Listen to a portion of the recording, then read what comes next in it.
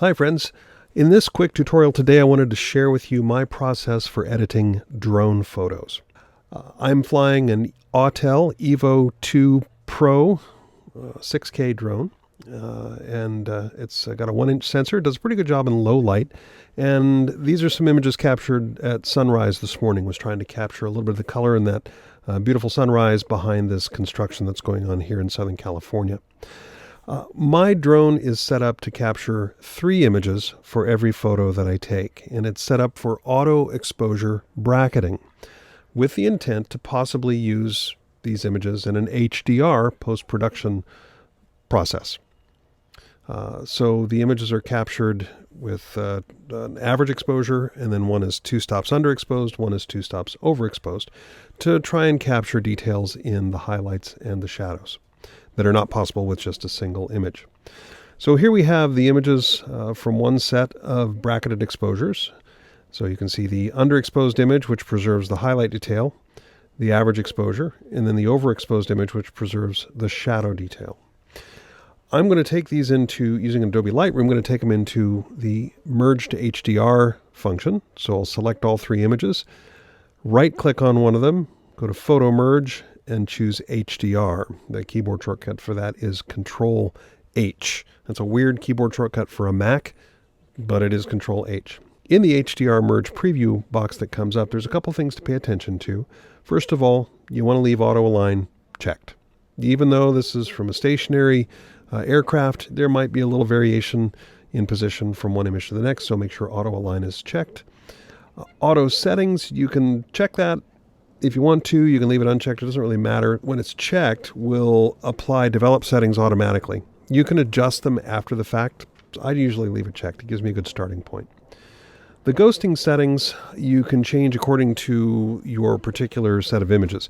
If you've got things that are moving between frames, you'll want to enable ghosting. In this case, there was nothing that was moving between frames, so I'm going to leave ghosting set to off, and that will process a little bit faster than if I have deghosting enabled. I'll leave this create stack checked because that's going to just organize all my images. It'll take those 3 original images, create a 32-bit raw file that is the merged HDR file, and it'll put it on top of that stack. And you can see there, this has got the auto processing enabled, so it gives me a starting point for editing. It's made some adjustments to exposure, highlights, shadows, whites, blacks, and so on.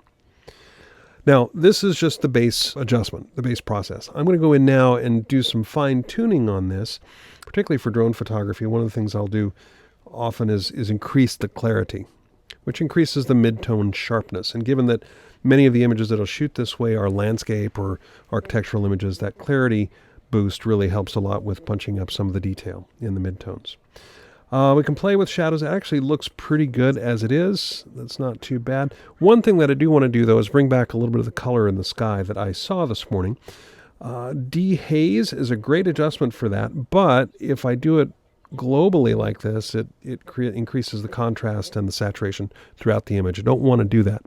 So I'm going to make a mask for the sky and apply dehaze to the mask. So click the mask button up here in the toolbar.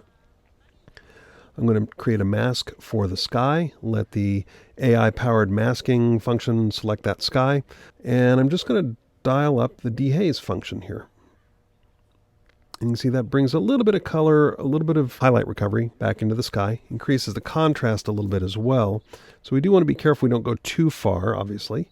A little bit of dehaze will go a long way. I might also bring the highlights down a little more selectively for the sky.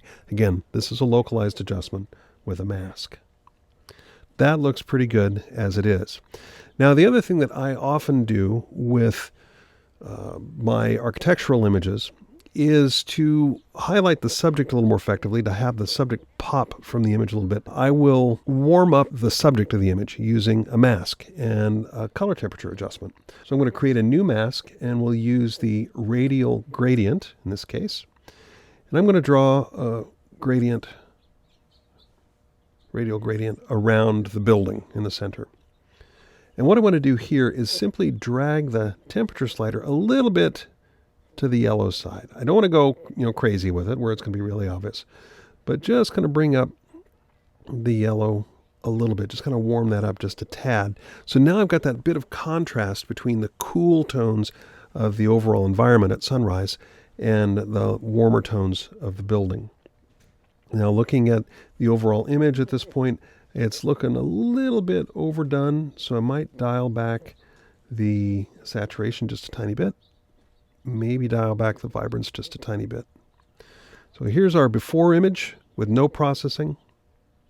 Here's our after image with just some basic editing. One of the things that I often find too, especially with asphalt or pavement, is that it takes on a bluish tint, and often I'll go ahead and desaturate that. We can do that with a mask. In fact, I'll use the brush tool for making this selection. So we'll go to brush, and let me zoom in here on the image a little bit. And I'm going to paint, I won't do this very precisely, but I'm just going to paint the streets like so. Those areas that have that little bit of a bluish or purplish color cast to them. And we could do it over here as well. I don't know that I want to take the time to do this. We'll just do it roughly. And you notice I'm not taking care to avoid things like the cranes and all of that. I'm just painting all of those areas where there's kind of purplish pavement there. All right. Now, once I've got that mask in place, I'm going to, in my masking tools, I'm going to go to the new point color function, which is here, and click my eyedropper tool, and I'm going to sample that purplish color of the asphalt right there. And you can see that it sets the color that I clicked on. I'm going to drag the saturation all the way to the left to desaturate that purplish color. And I'm also going to drag the luminance down, which darkens that pavement a little bit, again, to draw less attention to it. So again, here's my before image with no processing. This is the merged 32-bit RAW file, and here it is after some basic processing. If there were other elements in here, like the cars in the parking lot, for example, if I found those distracting, which in this case they really don't bother me, I might go in, take this into Photoshop. In fact, let's go ahead and try it just for fun. Take it into Photoshop, Command E, to edit in Photoshop, and I might use something like the remove tool. We'll do it on a new layer just to be sure that we don't mess anything up here.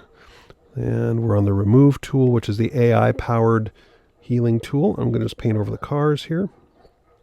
And I'm doing these on a separate layer from my actual image. Let's see if, well, it didn't do a very good job. Let's try it again. Paint over that area. Yeah, that's better. Try that.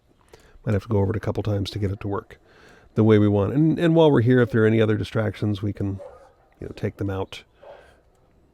This is a construction site, so some of these things are given. But this is the point where you might clean up your image. Much easier to do that, much more efficient to do that in Photoshop than it is in Adobe Lightroom.